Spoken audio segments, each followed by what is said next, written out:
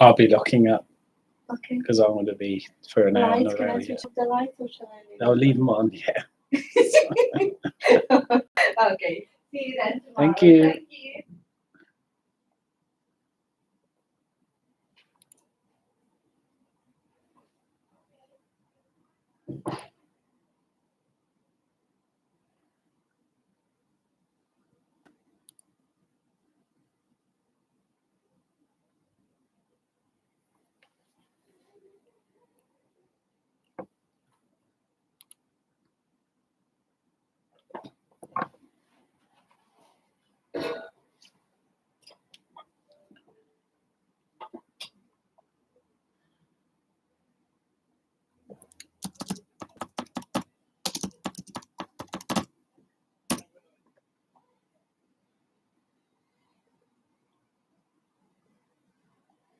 Hello. I've got no volume yet. Let me check why that is. Hello. Gotcha. There we go. That took a few minutes to go through all the accepting and setting up. So hopefully that's all working. Great. Yeah, I've got a room full. I was showing Simon that as I've travelled the world and been to most places, and when I open a restaurant, they dress me up. They call me Mr. Ben, if you remember that far back.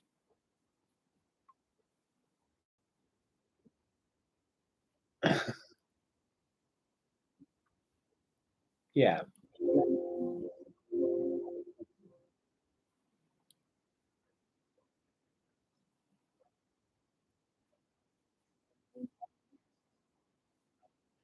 Oh, well, I'm not dressing up tonight.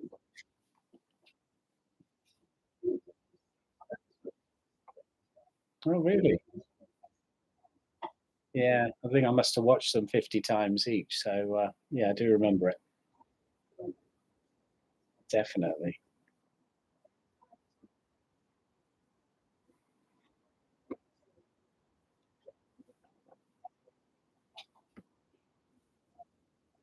No problem.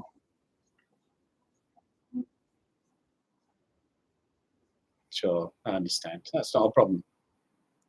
Not a problem. Sure.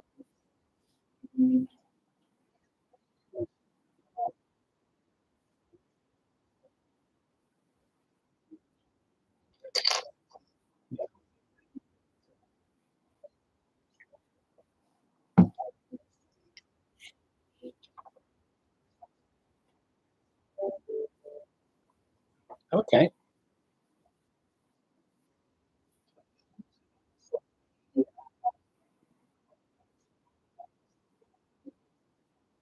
Oh, yes. Yeah.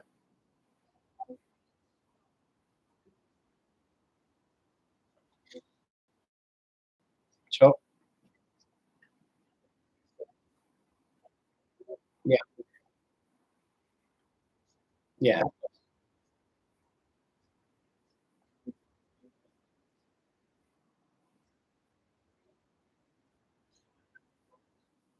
Very good.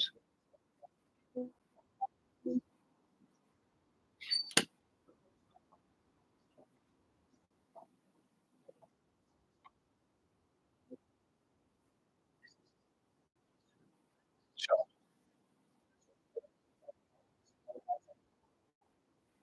Very good. So you'll do the present, future, and past.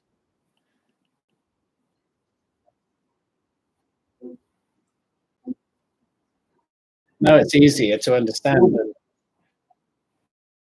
yeah, it's easier. Front, middle, and end.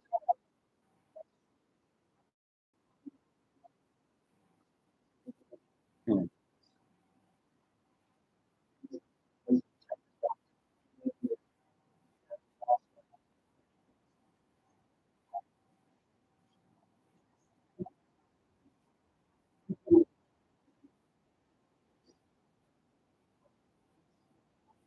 Sure.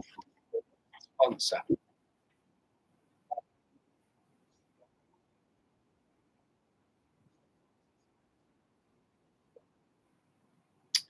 Add channels.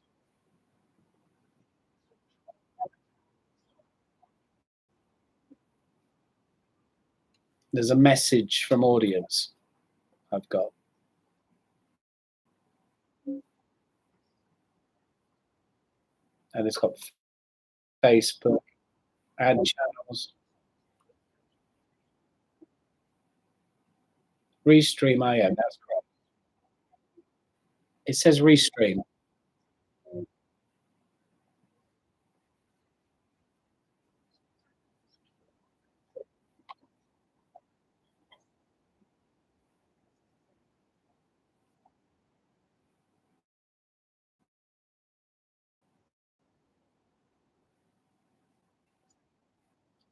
Sure.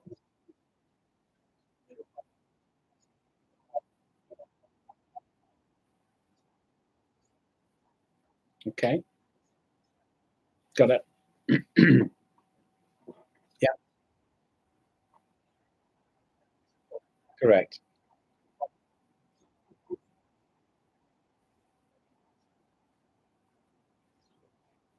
Okay.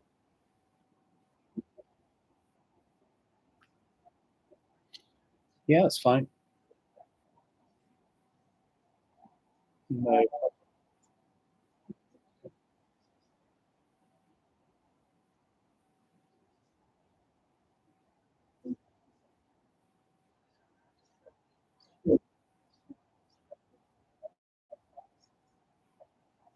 Okay.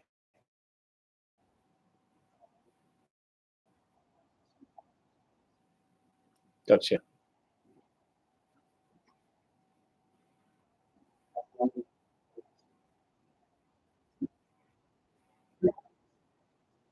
Yes, but I like sort of, as you say, ad hoc or more casual than scripted. So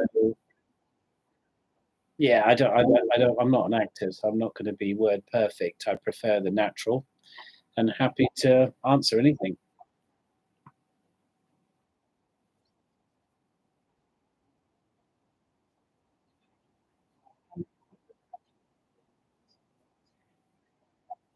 How was it? So you did your own fried chicken?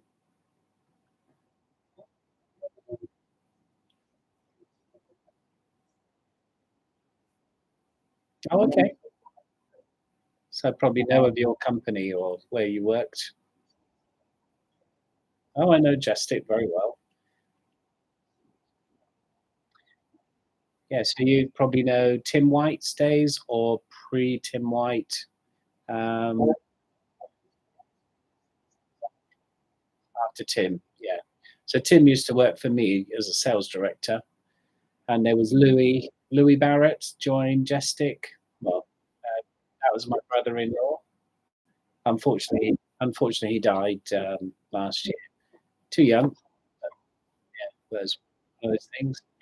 And well, I suppose I knew Servaquip better than I do Gestic because we worked, yeah, sort of 30 plus years ago when they started.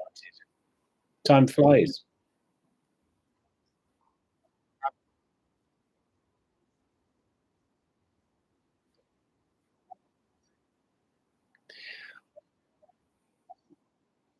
It was probably, I would say probably yes, because we opened about 700 of these places in the UK. But they were in the early days, it was like fish and chip shops with Southern Fried Chicken. It wouldn't have been like a franchise type restaurant as we do today. But it was probably be a fish and chip shop, and they would have had Southern Fried Chicken on the menu. But yeah, there are many, many of those. That's how we started. We didn't start knowing anything about franchising, to be honest. That was something we learned along the way. Yeah. Well, ask anything, I'll give you some stories. My wife says I talk too much.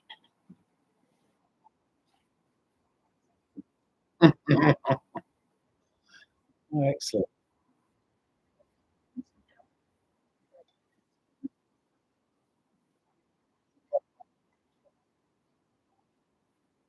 Mhm.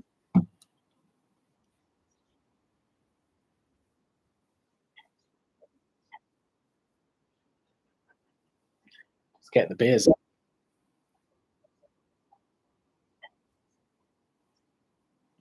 Fair enough.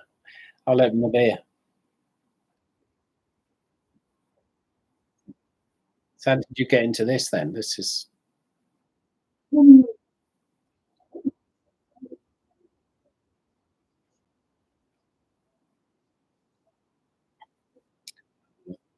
okay. It's a long story.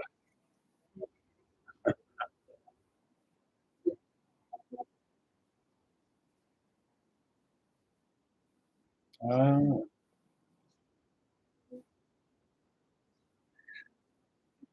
gotcha. Oh, good. Well, we can chat away.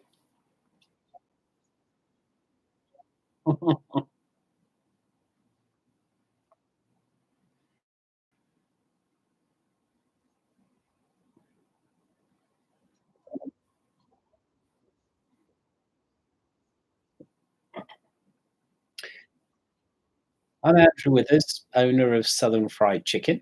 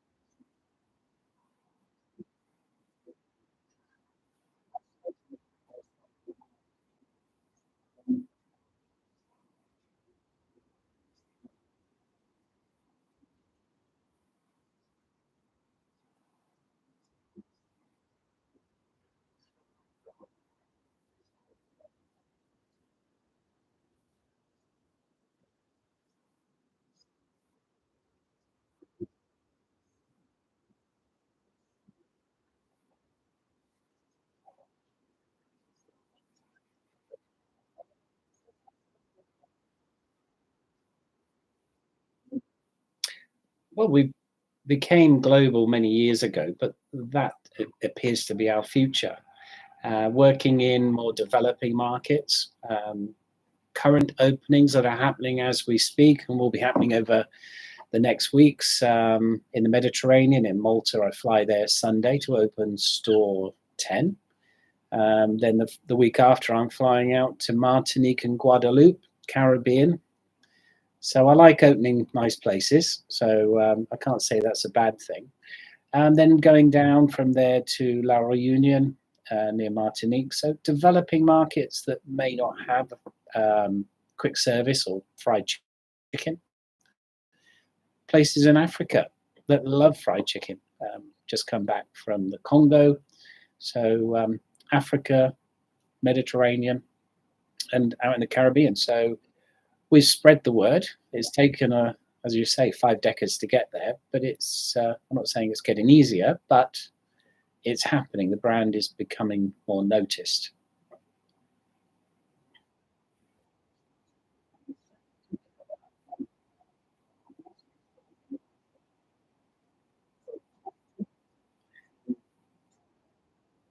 They have, and many people have said, "How did you get to go international?" And I said, "Well, I bought a flight ticket." "No, what was your strategy?" "I was invited. I bought a flight ticket. There was no strategy." But you find out when you get out there. You see what the opportunity is. So I can't say I did a lot of research, but nowadays we do have a strategy, and we do look at where we're going to open and where the opportunities are. But in the early days, we didn't. I just got on a plane and went out to all these interesting places and travelled the world. So it's been an interesting period, but certainly in lots of aircraft seats, lots of hotels, and done many millions of miles on different airlines.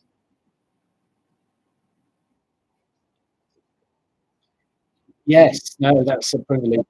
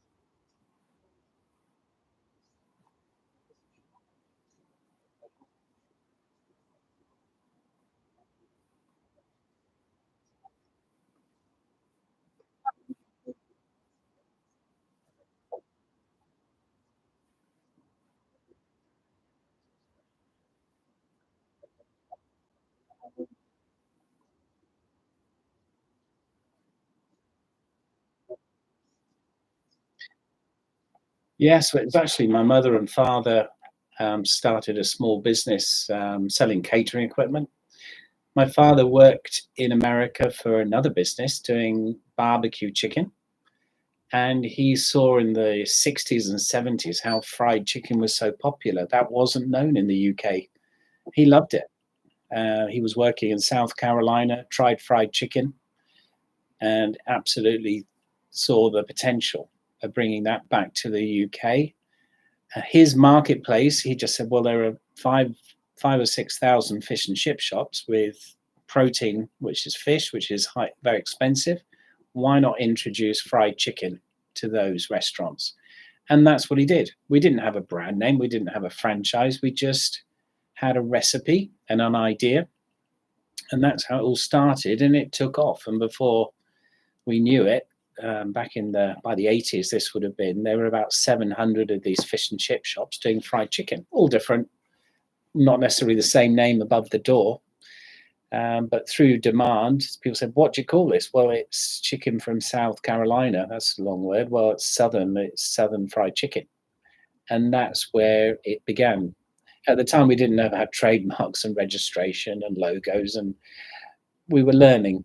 And luckily, we bumped into people on the way to help us get to a franchise point and protecting the trademark and the IP that my father and mother had created.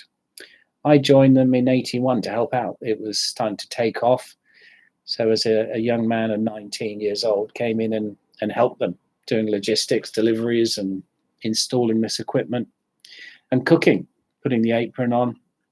I remember the first batch of seasonings were made in our garage. And when we made the recipe, and my father made the recipe, I went into the house, or went to try and get in the house, and my mother said, take your clothes off, you're covered in flour, you're not coming in my house with those clothes on. So I had to strip on the doorstep. So back from a very primitive start, just 3-4 people in the business, and it started to evolve purely through demand. People liked what we created. They liked the taste. It was something new, and KFC hadn't really got a foothold at that time, so it was early days.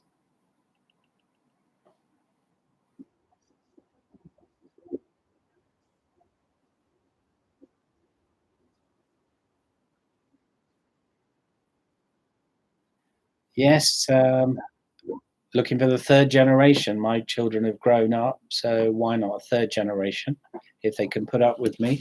But they're all out in industry, getting the skills to hopefully take this over and take it forward. So why not a third generation?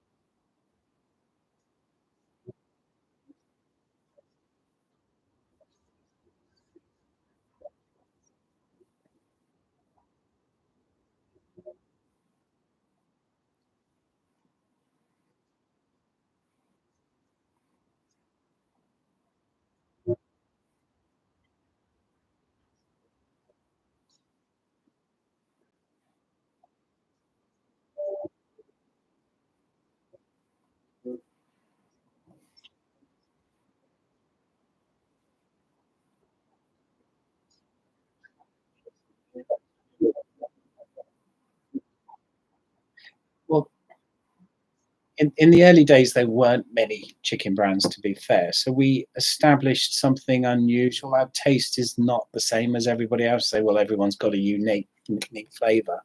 Originally, it was very similar to sort of flour and salt and spices thrown in. But then we realized our customer base didn't like what we produced, and we spiced it up. So we heated up our products, adding more spices to the mixes. And that became sort of our unique recipe, a hint of lemon in there and peppers, which became oh yeah, the secret recipe will come out. But it is quite unique, and it isn't easy to replicate. There are many chicken brands out there. I went down a high street the other day and saw a dozen different chicken brands, and I tried the food. And not to down anyone's product, but I thought they're obviously not aiming. It was all about branding, not necessarily product taste. And we've always gone the other way. Let's concentrate on what's the best product we can produce. And our branding has always taken second base. So we believe in fresh cooked product. It's not pre-processed. It's not vacuum packed and regenerated in an open fryer. It is pressure steamed. It's pressure cooked, and it's a fresh recipe. So having a fresh product with a unique taste has put us into our own marketplace, and people will come to us maybe than other brands. So I've got a picture above my desk, and I've got a unit that's right next door to a KFC, right next door to another chicken brand. Why do they come to us and not another brand? Because they like what we do. It's different. We haven't tried to copy. We've tried to be unique. I would say it's in the taste. It's the way we present it. Also, our menu mix is different. We don't just do fried chicken. We do grilled chicken. We do other products as well. So it's evolved and become what it is. But yes, there are many chicken brands. Getting the right location is then key, where you situate yourself. We tend to aim at developing markets. It is easier because there are less competitors. So, but having unique flavor, something unique about your brand, whatever it is the key. So people recognize you different to others. You know, you don't just be the same. It's another fried chicken. It's bland and tasteless and maybe oily. And what's so special about yours? So it is in the taste buds.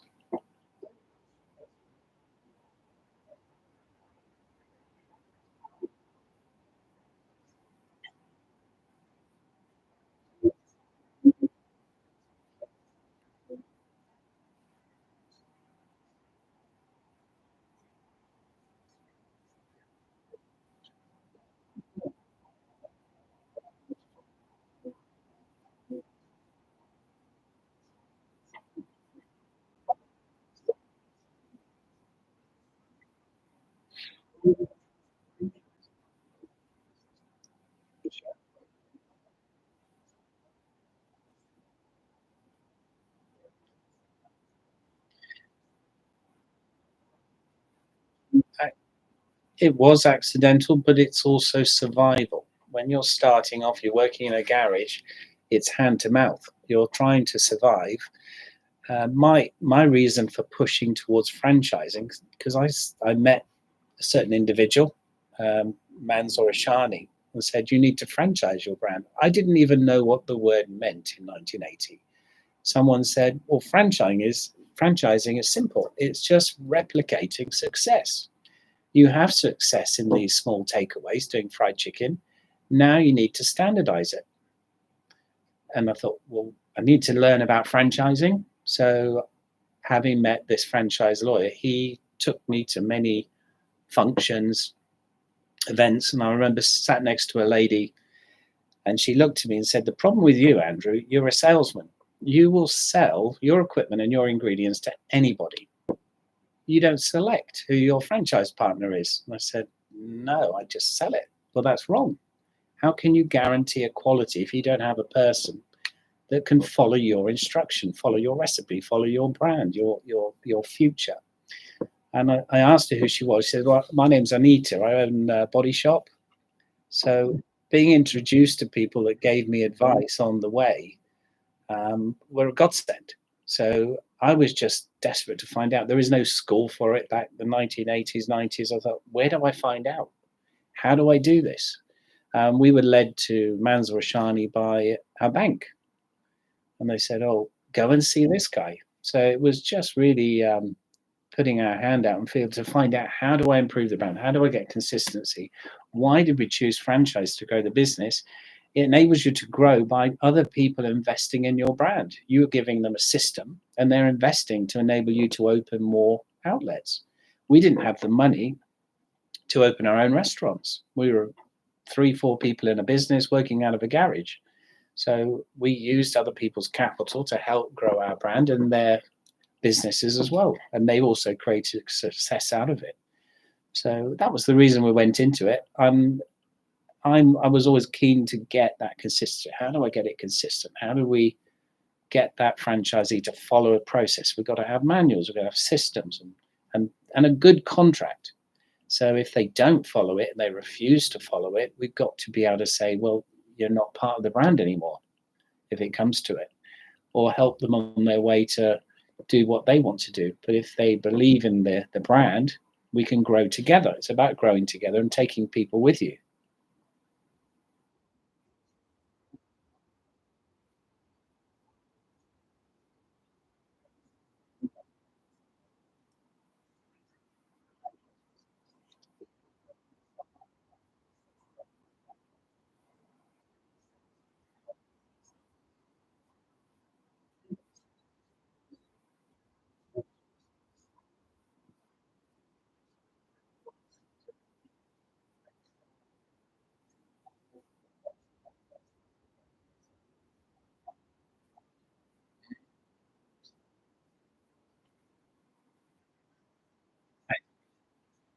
Yes.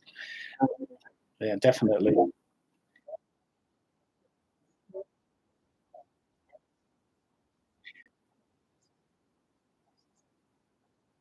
In the early days, we chose wrong, and we made our mistake and then taking partners that went their own route. So they tried to change what we were creating.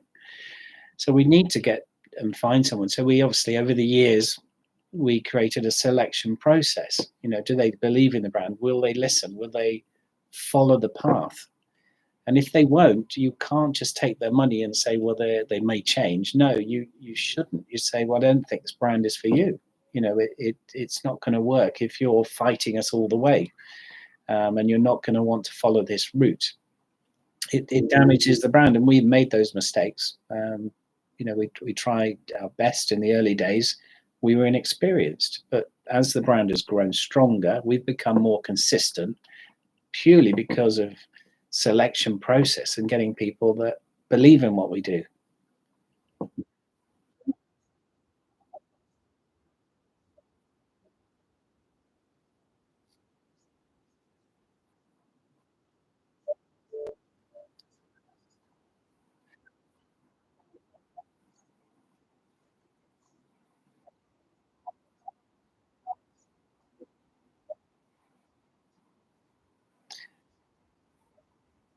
Exactly. People have come to me and said, well, I'm going to do my own chicken brand. I said, great.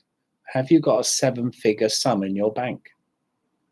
Because that's what it's going to cost to only create it, create the trademarks, register it, create your own manuals and systems and processes and recipe, open 3 or 4 sites to prove that it works.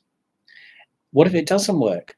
And also, you need the next 3 years to do it. So, and I people come along, I don't want your brand. I'm not going to pay that. I'm going to do my own. I say, well, good luck, but I've done it. And I know how difficult it was. And I'd say, well, at my age, I don't think I could produce another franchise and take it to fruition because purely because of age and time. So, if it's already done for you, we've made pretty much every mistake you can make. And we still don't stop making mistakes, but we get better. And as we've grown, we've become stronger because of those mistakes. We've said, well, we're never going to do that again. We don't want to repeat it. So yes, the brand.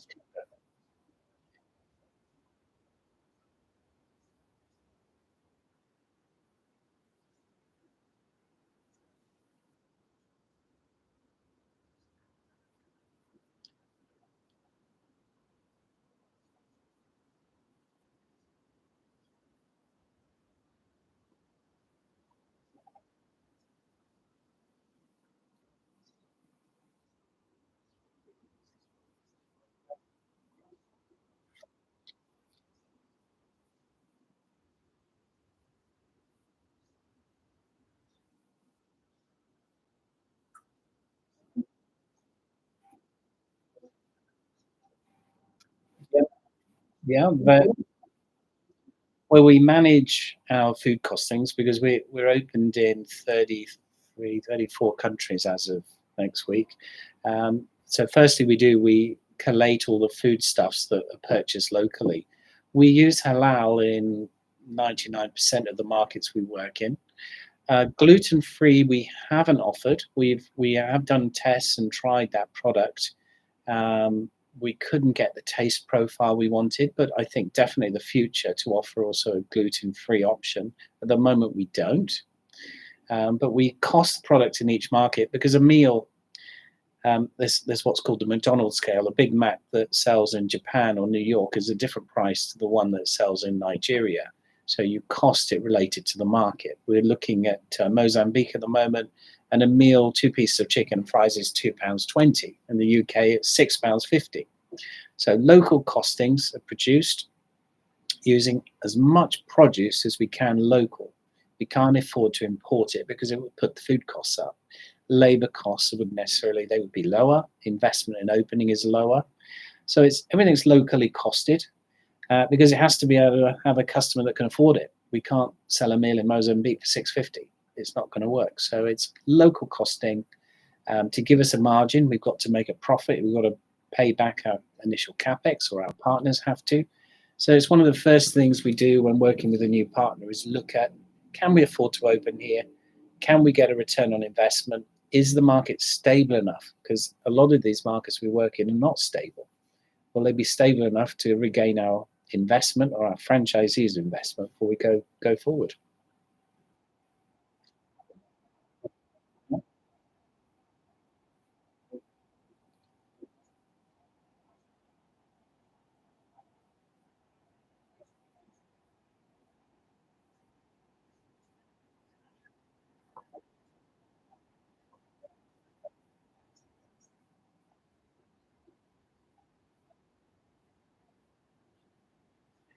Yes, we're very keen to work in the Middle East.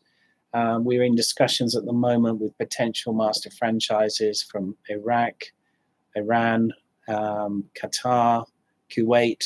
So we're in discussions with all those areas to hopefully find a partner. It does lead into another question: are we looking for people that? What sort of people? They've got to be able to open a multiple franchise. Singular franchise will not survive in these markets because they're so sophisticated. If you don't have any market presence, you have one unit, your cost of operating a single unit, it will not make money, basically. So the second and the third operation will start to popularize the brand, give recognition. And then on the second and third, you'll be getting a higher or a better economy of scale. So you can purchase local food products lower in price to make your margin. So if someone came to me and said, I want to open a single unit in the Middle East, in Qatar, I say, it will fail. And I wouldn't take their money.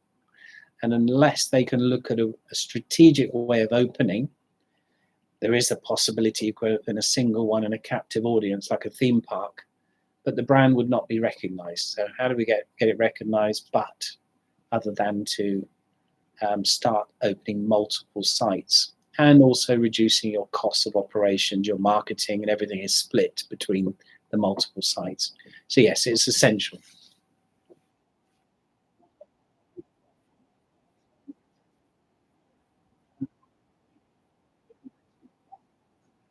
Yes, correct. Yes.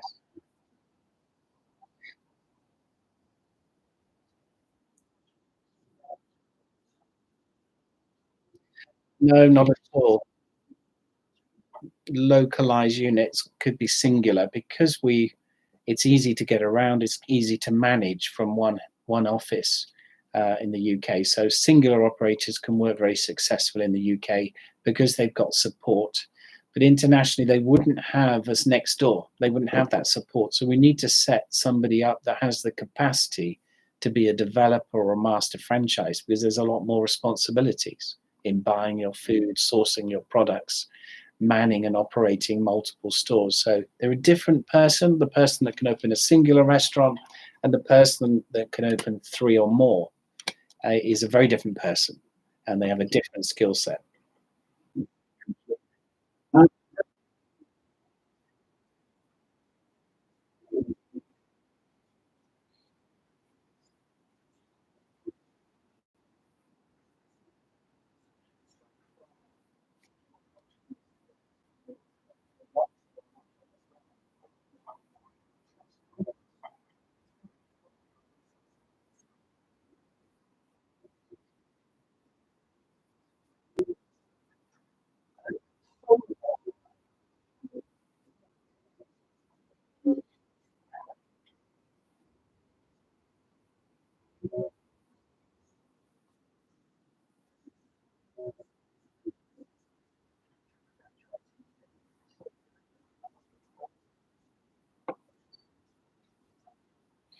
Not necessarily a chicken expert, but they need to understand business. They must have a business acumen. They must understand.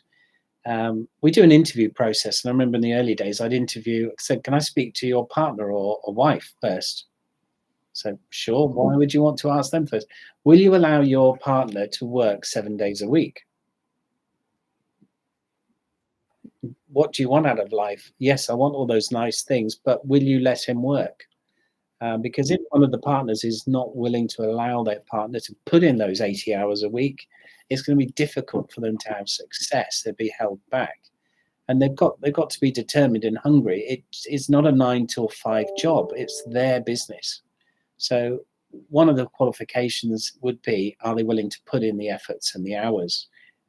In time, when they build up a structure, if they're a multi-store operator, it's very different, because you would employ managers and operational managers, etc. You have a tier structure of management to run it for you. But starting out with a singular unit, you are hands-on.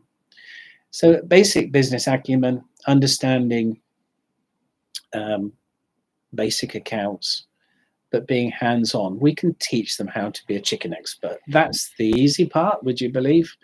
But being able to do it every day, every week, every month, and every year the same is the difficult part.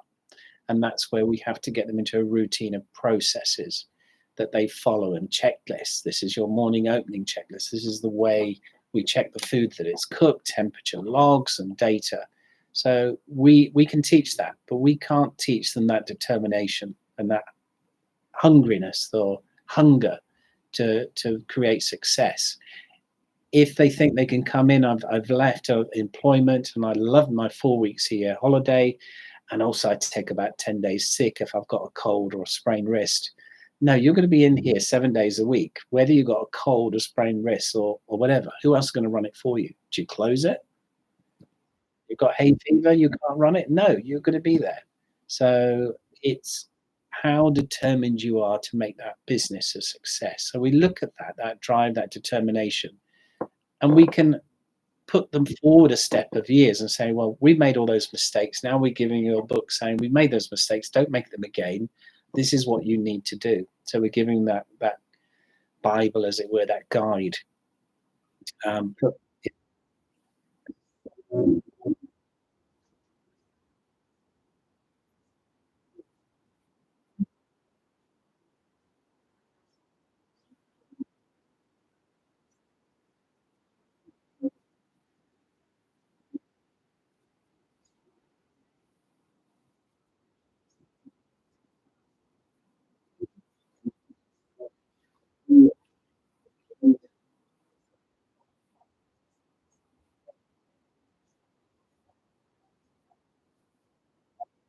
sure. Of course it can. That's a different person. There's an owner operator. Then there's somebody that has management skills. We would look at, they have a tier, they have existing businesses, they have existing experience. They know how to not just run one business, but multiple businesses. This is almost becoming somebody that's capable of doing a development or be a master franchise. They have a structure. They will have their tier, they will have their MDs, they will have their management team below them. So they can hand this over to a store manager and an operational manager to run it for them. You don't have to run more yourself. However, you need to have those skills of management. A lot of singular operators don't have those management skills to do that. They wouldn't know how to open maybe more than 2 or 3 units. This is the magical number. Sure, you can get your wife to run one, your son or daughter to run another one. Now, how do I get to store 4? I don't know how to manage and get somebody in to do it. It's a different person.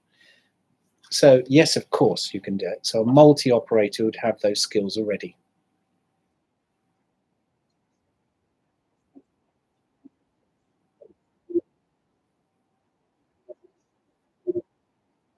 Sure.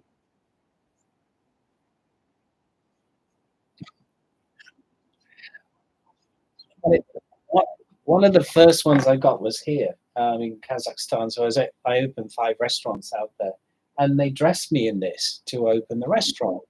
And it's such a beautiful costume, hand stitched. It must have taken some months to produce it. I put it in a bag and threw it in the loft. And I thought years later, why am I keeping this a secret, all the places I go to? And over the years, as I've traveled the world, I'll just do a scan round, you'll see all different parts of the world as you go around my office. So I brought them into my office and said, let's put them on display. Why hide the fact? And it's been nice. Ever since I've opened a restaurant, they dress me up again. They actually do call me Mr. Ben, because I go in the cupboard and come out dressed in my different outfits. So yes, I've collected them. Now I display them in my office.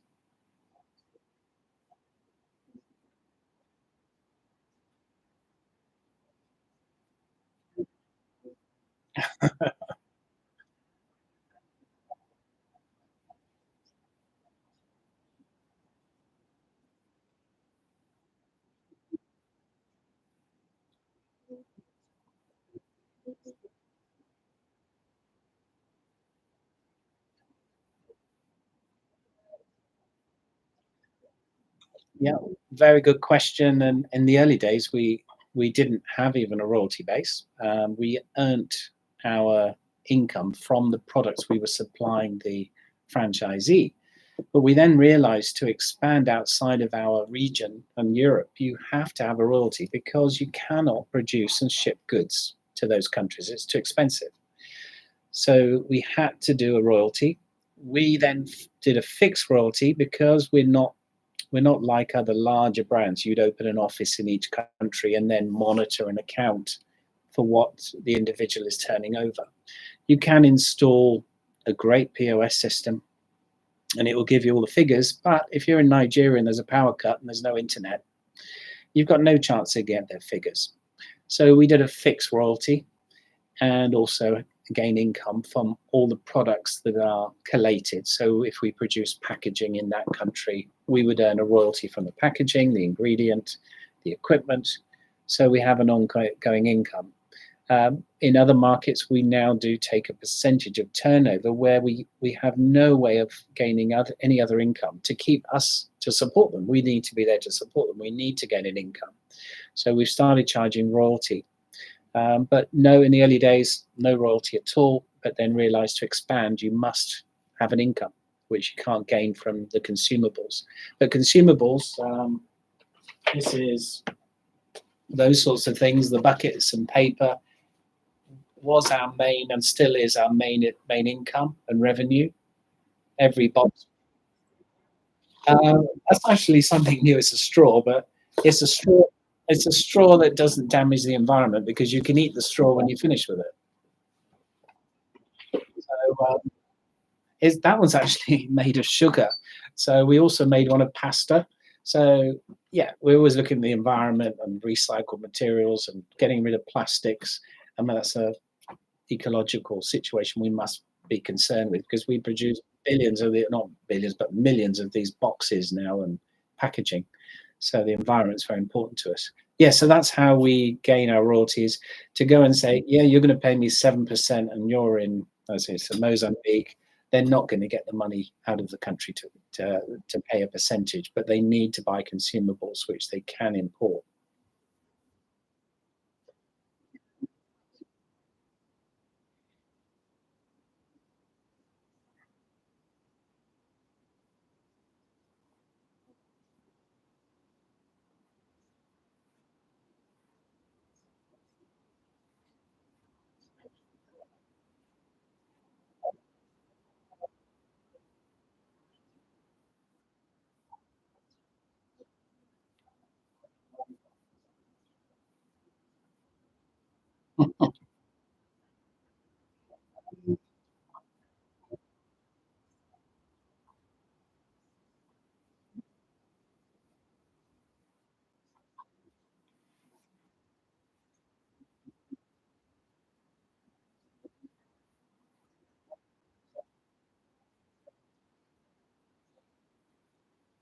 Yes, they've got a lot of experience and they're very valuable.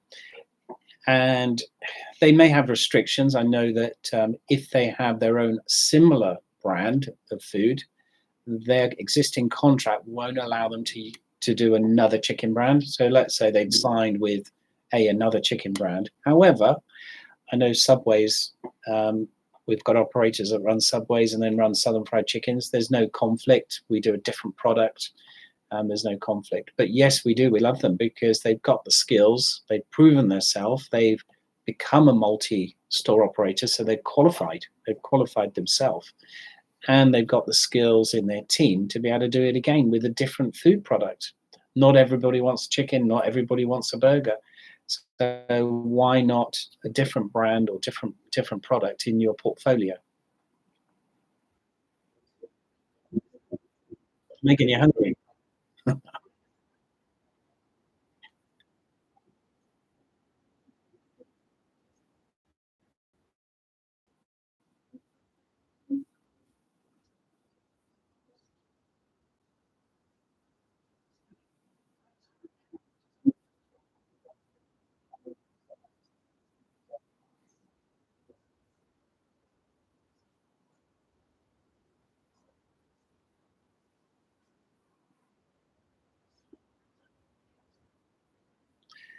Yes, a good friend of mine now, after working with him 22, 23 years, Alexander, he came over to the UK looking for a chicken brand to take to Perm. And Perm is in the Ural Mountains in Russia.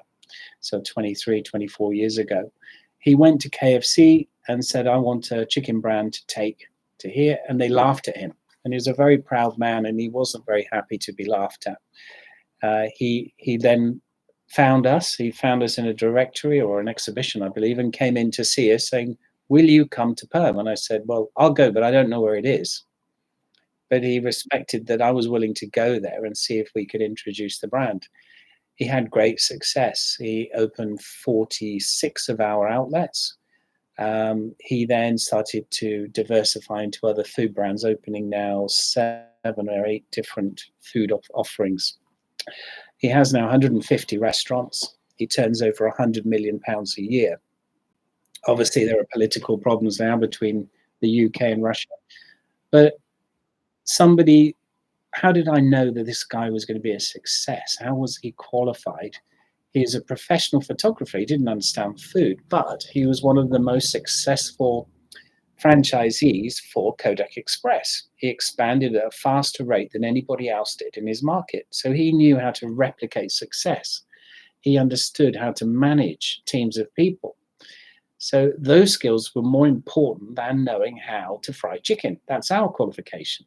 So we taught him how to fry chicken. He understood that the market was changing and that in Russia at that time, hot food offer was very poor. There was no quick service, so he saw an opportunity, but he also understood that his business in photography was dying because digital was arriving. Who needs to develop film?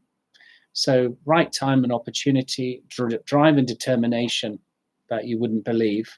He was hungry for success and he saw that opportunity. He understood how to manage multiple brands. And good luck to it. Great success story. Our most successful partner worldwide. Not many people you meet like this. I wish there were a list of them queuing up to join us, but there aren't. But we have to make those stories to help people on their way to become successful. Can I make people have the drive and determination? No, they've got to be born with that. But we can help the other parts.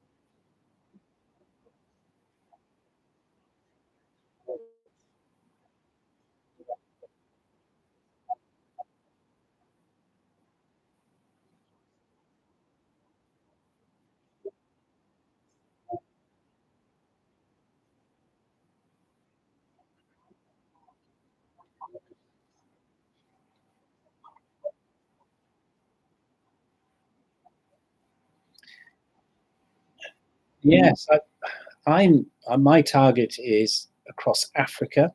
It has its downside. It's tough. It's difficult, but there's a great opportunity for the future that they are wanting to develop. There is less competitors in those markets, so you can enter and hopefully have more success. Yes, the difficulties are the security issues, and there is, and some countries are unstable. We need enough stability to get our foot in and get back our ROI, and then everything else is a bonus. So stability is important. But I'm targeting Africa and also outlying islands. That's where we're aiming for. A lot of other markets, would I open in America? I think not, although we've been asked, because it's so developed. I'd be one of millions, and all fighting for the same patch. It wouldn't be somewhere I'd aim for, personally. So yes, aiming where there's the biggest opportunity, and aiming at a market that you will get paid. That's very important, and how you get paid is very important.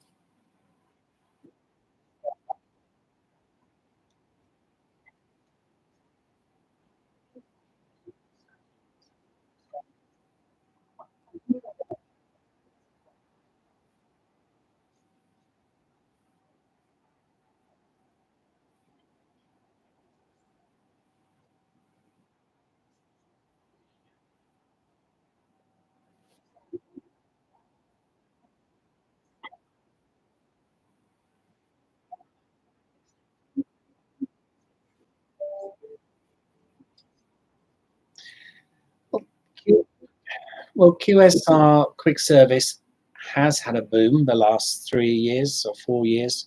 Since COVID, things doubled in quick service because it was available. People were locked in, and their only delight that week or to see somebody would be to get in a takeaway. So it was a massive help, in our business and also for the customer. They People are cooking less at home. They are looking for bargains. So I think providing a sustainable meal, a low cost meal, a healthier meal for the public is important, and that will drive sales. So it's convenience, but with all those things considered, let's sure, we need to reduce fats, we need to reduce sugars, we need to look at the way we produce food and beverage, and we need to make sure that our customer understands a wise decision when ordering their food. But yes, low cost meal, but certainly there's a growing market in the UK. It's gone from strength to strength.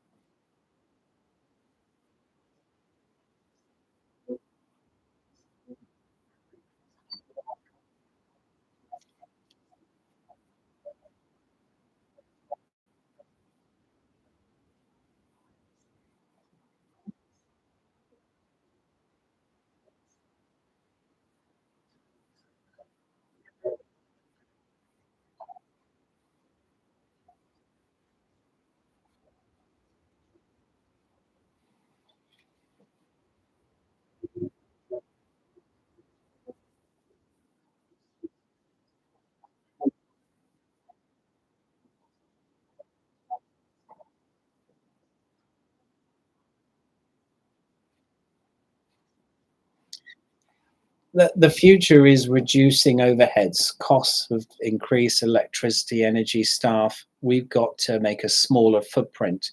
And one of the advantages of having our own production company, we make our own machinery. We've been shrinking everything down. Can we open a home delivery hub, a dark kitchen, in 20 square meters? Yes, we can. It's low cost. So having a low cost model is also attractive when you're opening in different parts of the world, because it will fit in a service station, fit inside another business. Can we afford to be in the high street in the future on our own with the high costs of rents and the other costs, energy costs that's doubled, and the staffing costs? No, we can't. So we've got to shrink this down. We're going to have to make dark kitchens that have no shop front in secondary areas, in warehousing, that the only front will be a brand name on a website, and having multiple brands in the same kitchen, not just to have one, but having, whether it's salad sandwiches or pizza, whatever, but multiple kitchens. So you can gain from economy of scale. So reducing costs, is the key for the future. If we stay as we are in big 200 square meters, big sit down areas that no one sits down in because they pick up their phone and order it. Because after lockdown, it did make us a bit lazy. We just sat at home. We had no choice. So we just used the app or the phone and ordered the food in. People haven't gone back to sitting in restaurants the same way. So making it small is beautiful, as they say. So that's the future for us. And making that small model is the secret, I think, for a lot of people's success.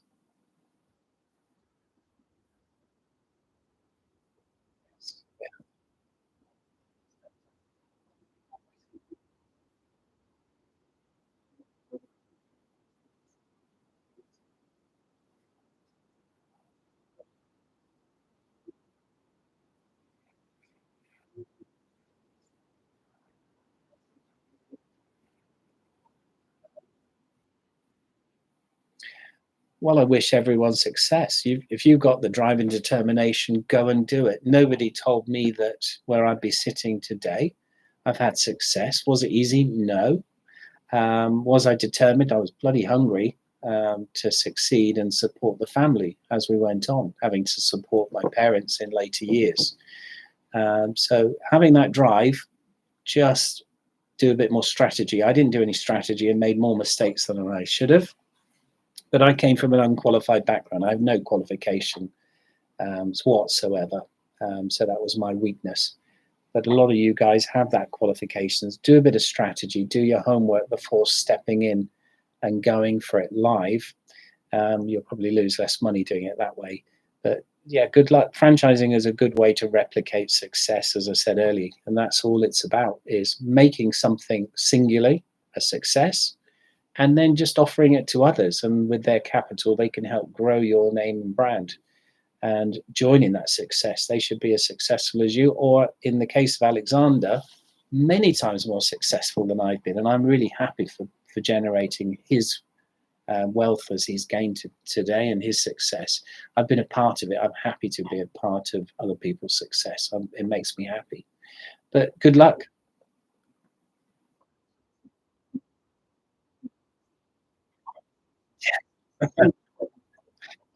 Very much.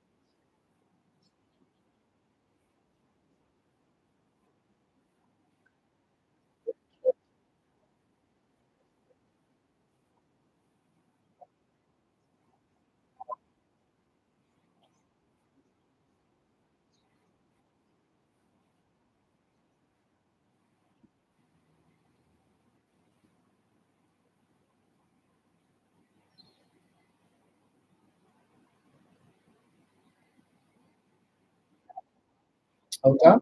Excellent. Was that okay? Well, good questions, and they're the sort of questions I used to ask. You know, so all the things I've been asking other people, and they're asking the same, which is good. I don't know what sort of coverage or how many people logged on, but hopefully there was a number.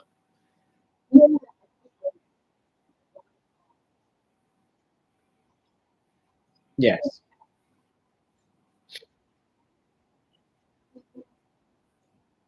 Okay.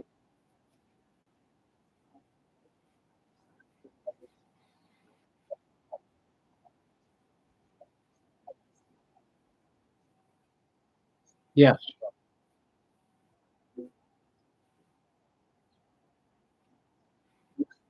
Mhm.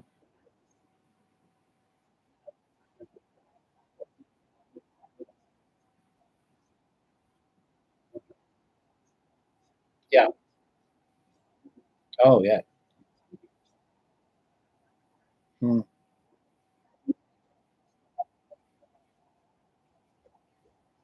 it's true.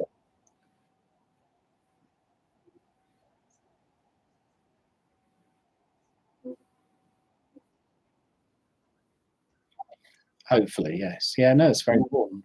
Very important. Good.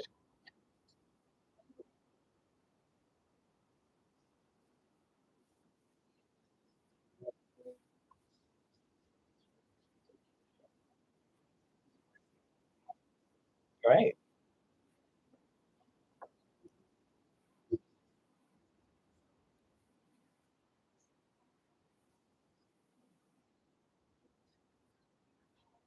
Yeah.